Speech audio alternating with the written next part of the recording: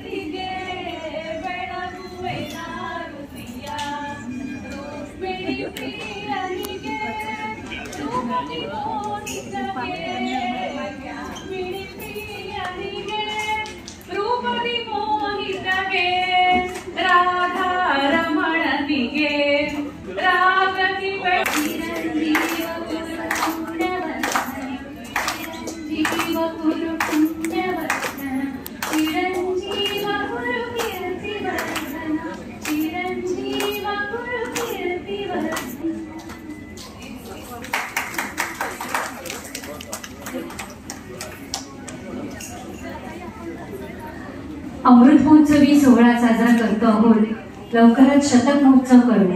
अमृत महोत्सवी सोहळा साजरा करतो आहोत, लवकरच शतक महोत्सव करू।